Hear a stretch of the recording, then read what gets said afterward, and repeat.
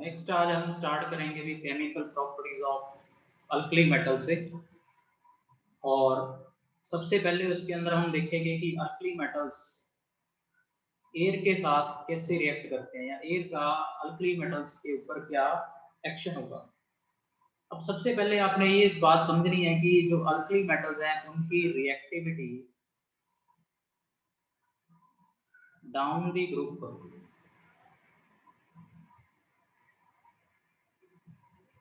Increase होगी। तो lithium से मोर रिएक्टिव सोडियम होगा, सोडियम से ज़्यादा रिएक्टिव पोटासियम, पोटासियम से ज़्यादा रिएक्टिव रुबिडियम और सबसे रिएक्टिव होगा सीजियम। तो रिएक्टिविटी डाउन द ग्रुप में इंक्रीज करेगी। इसका रीजन क्या है कि डाउन द ग्रुप जैसे जैसे आप मूव करोगे इसमें, तो वैसे वैसे इन मेटल्स की आयनाइजेशन एनर्जी में डिक्रीज आ रहा है। तो ये अपने इलेक्ट्रॉन जो इजीली सप्लाई कर देंगे, आयनाइजेशन एनर्जी डिक्रीज हो रही है। और जैसे जितने जल्दी ये अपने इलेक्ट्रॉन सप्लाई करेंगे वैसे वैसे इनकी रिएक्टिविटी में क्या आएगा, इंक्रीज आएगा। तो जितने भी इलेक्ट्रोनेगेटिव एलिमेंट्स होंगे लाइक ऑक्सीजन या हेलोजन्स, तो उनके साथ इनकी रिएक्शन उतनी ही आसान होती जाएगी। तो जैसे जैसे हम अल्कली मेटल्स के ग्रुप में डाउन मूव करते हैं, आयनाइजेशन एनर्जी में डिक्रीज आने की वजह से इनकी रिएक्टिविटी इंक्रीज होगी। अब अगर हम अल्कली मेटल्स को एयर के अंदर एक्सपोज करते हैं तो वो अपने सरफेस पे ऑक्साइड्स बना लेंगे। ठीक है, बेसिकली आपने एक जर्नल चीज समझनी है कि अगर किसी भी एलिमेंट को हम एनवायरनमेंट में एक्सपोज करते हैं तो पहले एयर के संपर्क में अगर वो आएगा तो वहां पे ऑक्साइड और नाइट्राइड फॉर्म हो सकते हैं। नाइट्रोजन के साथ रिएक्शन से नाइट्राइड फॉर्म होगा, ऑक्सीजन के साथ रिएक्शन से ऑक्साइड फॉर्म होगा। और अगर उसको मॉइस्चर भी मिल जाए तो वो ऑक्साइड उनका हाइड्रोक्साइड में बदल जाएगा। और अगर उस हाइड्रोक्साइड की कार्बन डाइऑक्साइड के साथ रिएक्शन हो जाए तो अल्टीमेटली आपके पास कार्बोनेट बन जाए। तो ये डिपेंड करता है कि मेटल का रिएक्टिविटी किस ऑर्डर का है। तो इस तरीके से उसका फ्यूचर हो सकता है एलिमेंट का कि वो ऑक्साइड, नाइट्राइड, उसके बाद हाइड्रोक्साइड और अल्टीमेटली किसमें चेंज हो जाए, कार्बोनेट्स में चेंज हो जाए। तो ये आपका रिएक्शंस का क्या रहेगा, सीक्वेंस रहेगा। तो जब भी अल्कली मेटल्स को हम एयर में एक्सपोज करते हैं तो वो अल्कली मेटल्स क्या कर जाते हैं, उनके ऑक्साइड्स बन जाते हैं उनके सरफेस पे। और जो ऑक्साइड्स बनते हैं अल्कली मेटल के, वो ऑक्साइड तीन टाइप के बनते हैं अल्कली मेटल के। पहले ऑक्साइड हैं मोनोऑक्साइड, जिनके अंदर O2 नेगेटिव आयन होगा। दूसरे टाइप के ऑक्साइड बनेंगे परऑक्साइड, जिनके अंदर O2 2 नेगेटिव आयन होगा, that is oxygen oxygen single bond and both oxygen containing negative charge. और तीसरे टाइप के जो ऑक्साइड होंगे वो होंगे सुपर ऑक्साइड, O2 नेगेटिव। तो ये तीन टाइप के ऑक्साइड बन सकते हैं जब एयर के साथ, एयर में पर्टिकुलरली ऑक्सीजन के साथ अल्कली मेटल्स क्या करेंगे, रिएक्ट करेंगे। तो जब इन्हें सप्लाई मिलेगी एयर की तो तीन डिफरेंट टाइप के ऑक्साइड बन सकते हैं। अब सबसे पहला पॉइंट हमारे लिए ये है कि जो लिथियम है, लिथियम मेनली मोनोऑक्साइड फॉर्म करता है। मीन्स उसके ऑक्साइड का जो फार्मूला होगा वो लिथियम की, आपको पता है ऑक्सीडेशन स्टेट 1 पॉजिटिव है और ऑक्साइड की होती है 2 नेगेटिव। तो इसीलिए जो फार्मूला बनेगा इसका वो बनेगा Li2O। तो लिथियम मोस्टली मोनोऑक्साइड बनाता है, बहुत रेयर अमाउंट में, बहुत कम अमाउंट में लिथियम का परऑक्साइड बनेगा। तो मोस्टली इसका स्टेबल जो होता है मोनोऑक्साइड होता है। और सोडियम है जो, वो मेनली फॉर्म करता है परऑक्साइड।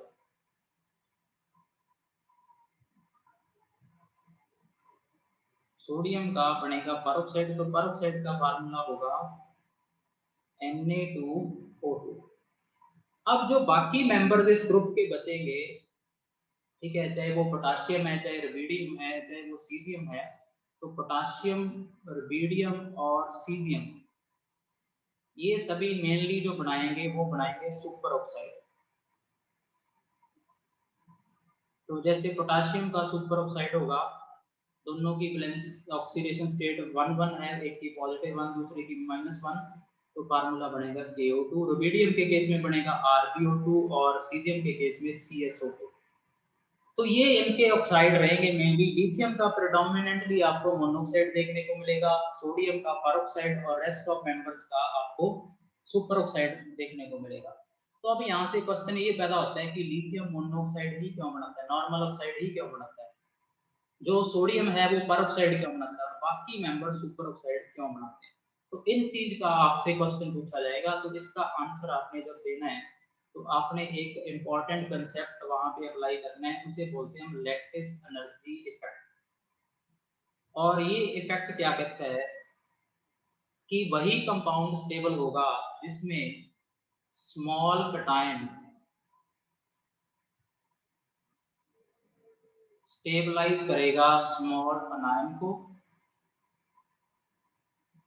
और लार्ज कटायन स्टेबलाइज करेगा लार्ज अनायन को। तो लेटिस एनर्जी इफेक्ट क्या कहते हैं, जब भी कोई कंपाउंड की फॉर्मेशन होती है तो स्मॉलर कटायन जो होते हैं वो स्मॉलर अनायन को स्टेबलाइज करते हैं और लार्जर कटायन क्या करते हैं, लार्जर अनायन को स्टेबलाइज करते हैं।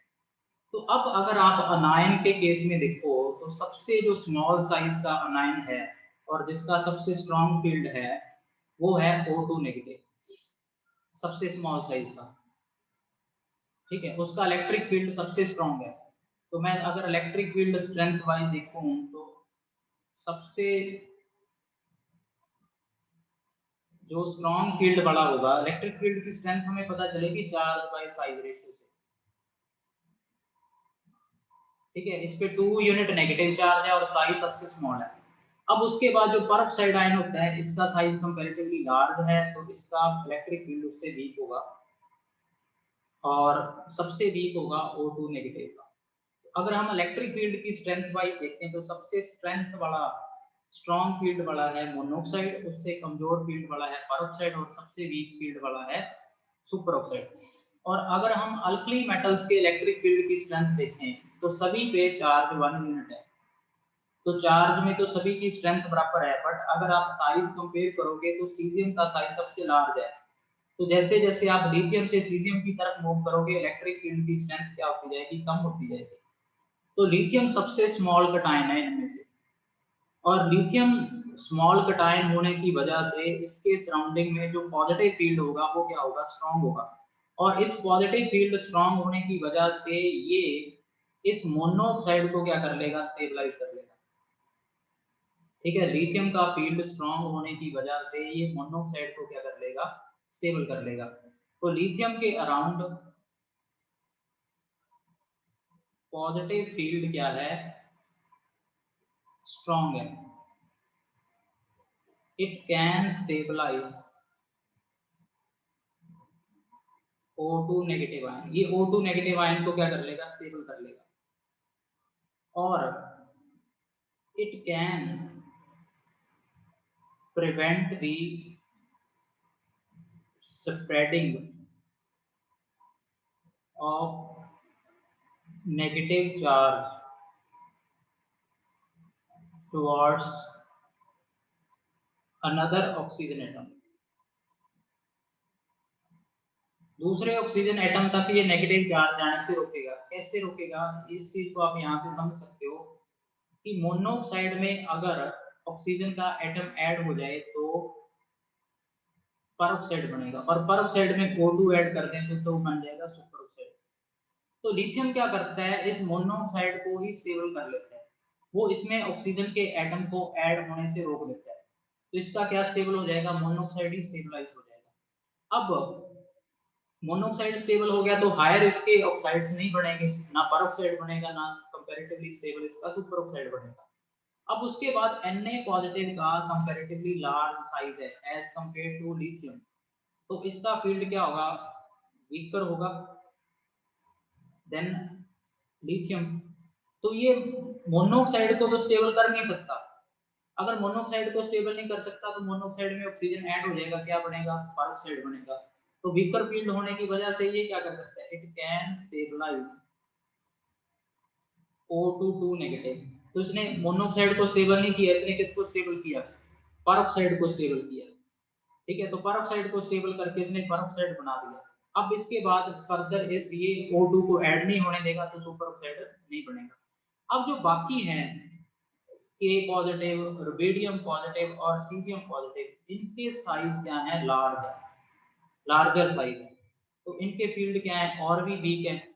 तो इनमें क्या होगा? जब परऑक्साइड होगा तो परऑक्साइड में भी O2 ऐड होकर सुपर ऑक्साइड बनेगा। तो ये किसको स्टेबलाइज कर सकते हैं? सिर्फ it can stabilise on the O2 negative, that is super oxide. तो जो लिथियम का मोनोऑक्साइड बनना, सोडियम का परऑक्साइड बनना या बाकी मेंबर्स का सुपर ऑक्साइड बनना, इस बात पे डिपेंड करता है कि लैटिस एनर्जी इफेक्ट क्या है। स्मॉलर कटायन स्मॉलर अनायन को स्टेबलाइज करेगा, लार्जर कटायन लार्जर अनायन को स्टेबलाइज करेगा।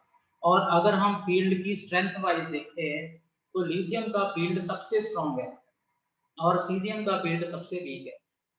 तो लिथियम की टेंडेंसी क्या रहेगी कि वो मोनोऑक्साइड को स्टेबल कर लेगा और जो मोनोऑक्साइड के ऊपर नेगेटिव चार्ज है ना, 2 नेगेटिव, उसको दूसरे ऑक्सीजन एटम पे सेपरेट होने से रोक लेगा, मींस परऑक्साइड नहीं बनने देगा।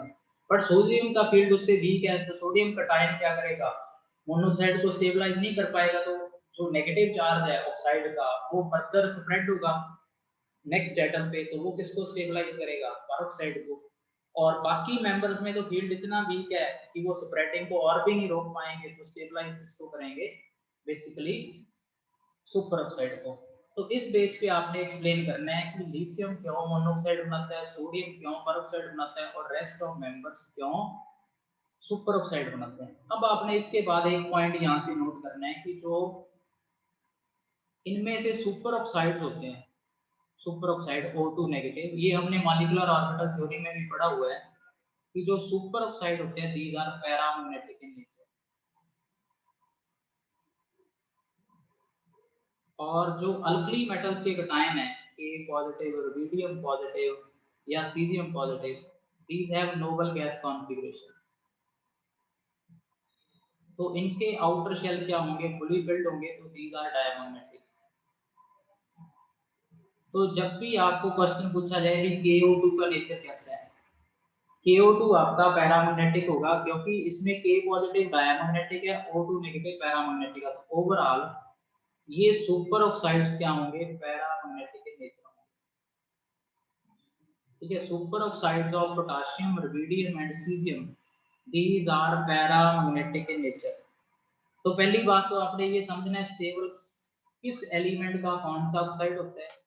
दूसरी बात आपने ये देखनी है कि जो सुपर ऑक्साइड्स होते हैं, सुपर ऑक्साइड्स क्या होते हैं? Basically these are paramagnetic in nature because जो अल्कली मेटल का कटायन होगा वो तो डायमैग्नेटिक है, जबकि सुपर ऑक्साइड खुद में क्या है?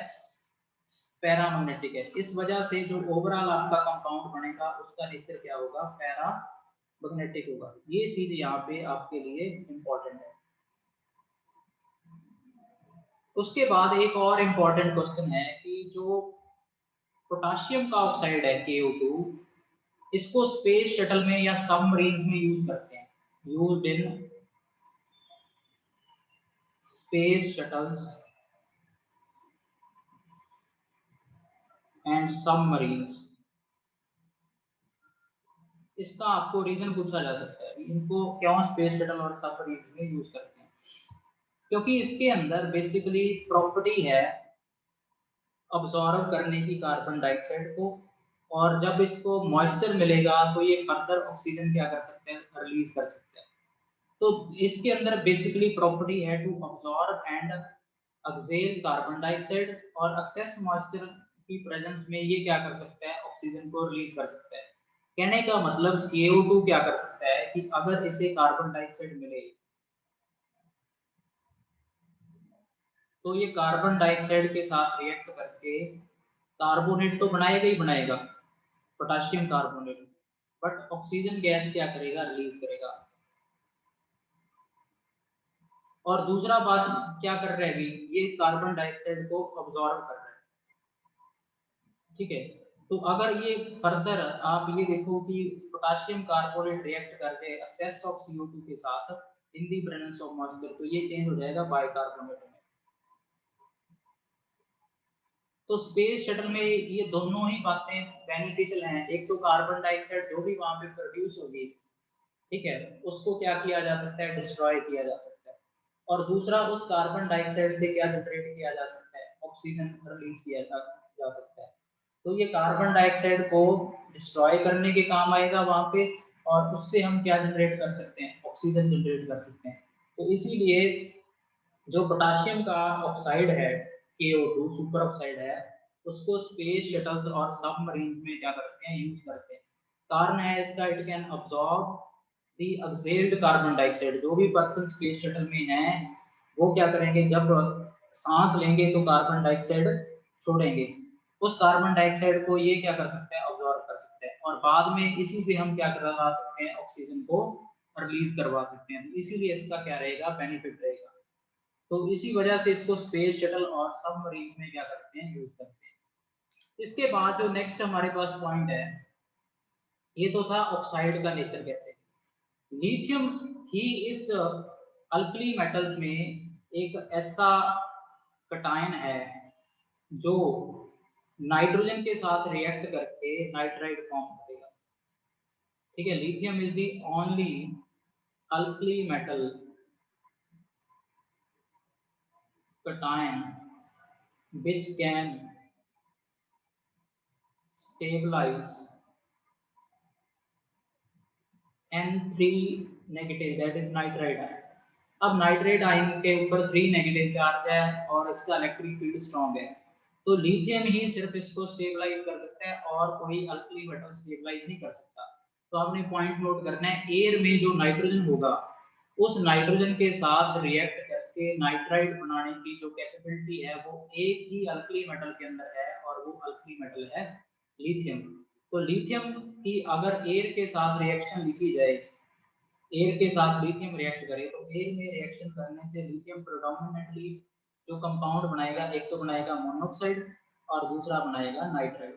बाकी एलिमेंट्स में नाइट्राइड बनाने की कैपेबिलिटी नहीं है, क्योंकि उनके इलेक्ट्रिक फील्ड इतने स्ट्रांग नहीं है कि वो नाइट्राइड आयन को क्या कर लें, स्टेबलाइज कर लें। तो एयर के अंदर रिएक्शन के अंदर सबसे पहला इंपॉर्टेंट पॉइंट ये है कि लिथियम मोनोऑक्साइड, सोडियम परऑक्साइड और rest of member super oxide form करते हैं। उसके बाद सेकेंडली जो पोटाशियम का केस था सुपर ऑक्साइड का, वो पैरामैग्नेटिक इन नेचर होता है और उसको स्पेस शटल और सबमरीन में यूज किया जाता है। तीसरा इंपॉर्टेंट पॉइंट है कि लिथियम इनमें से एक ऐसा अल्कली मेटल कटायन है जो नाइट्राइड आयन को क्या कर सकता है, स्टेबलाइज कर सकता है। तो ये एयर के अंदर जब रिएक्शन होंगी अल्कली मेटल्स की, वहां से जो इंपॉर्टेंट आपसे पॉइंट्स पूछे जा सकते हैं उनके बारे में ये हमने डिस्कशन किया। अब उसके बाद जो नेक्स्ट पॉइंट आता है हमारे पास कि अगर अल्कली मेटल वाटर के साथ रिएक्ट करें तो वाटर के साथ रिएक्शन से क्या कंपाउंड्स बनेंगे। तो अगर अल्कली मेटल की वाटर के साथ रिएक्शन हो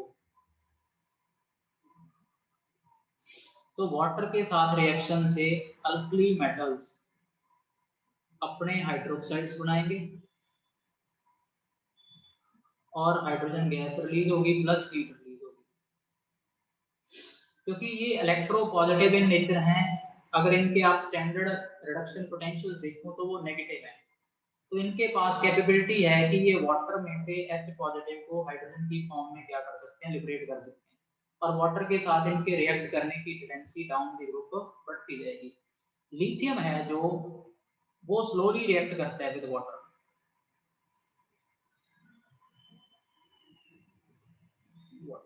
बट ये थोड़ा सा डिफरेंट क्वेश्चन बन जाता है, क्योंकि हमें पता है कि lithium is the strongest reducing agent.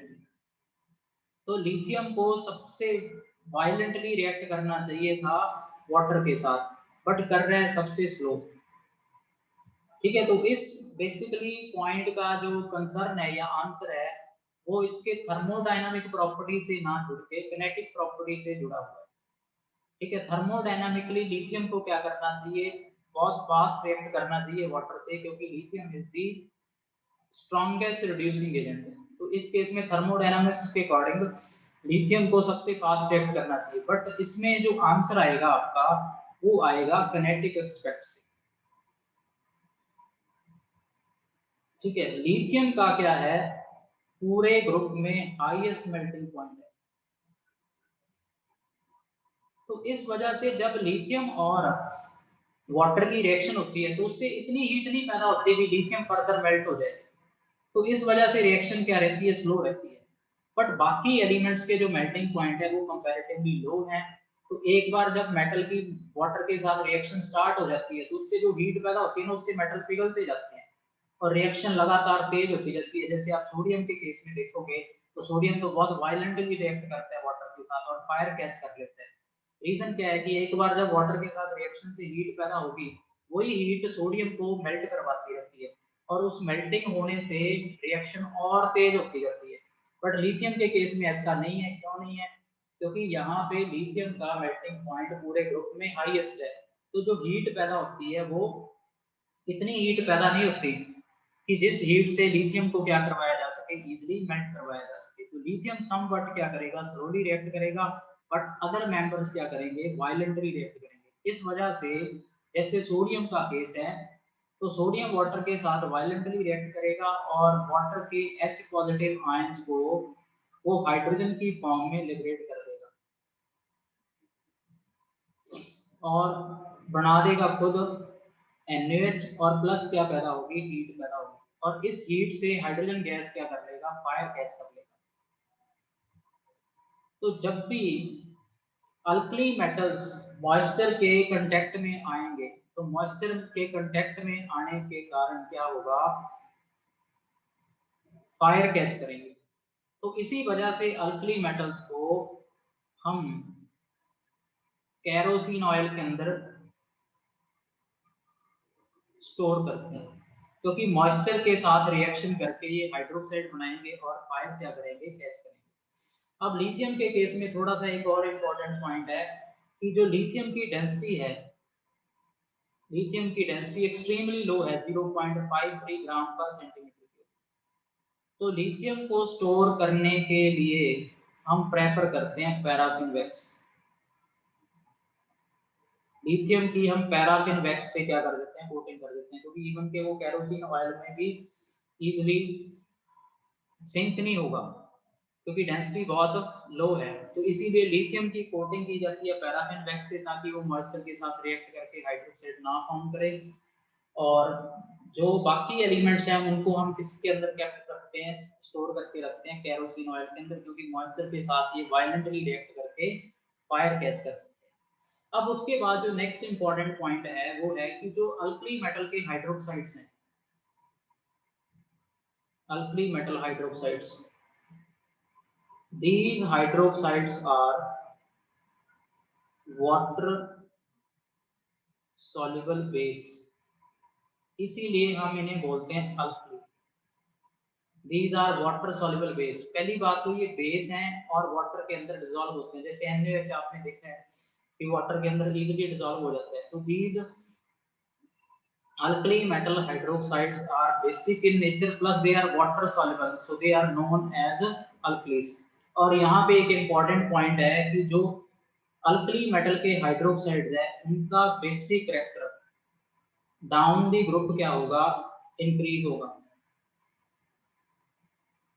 ठीक है, down the group basic character increase होने का कारण क्या है, बेसिक स्ट्रेंथ इंक्रीज होने का कारण क्या है, क्योंकि जैसे जैसे आप डाउन दी ग्रुप मूव करेंगे तो अल्कली मेटल की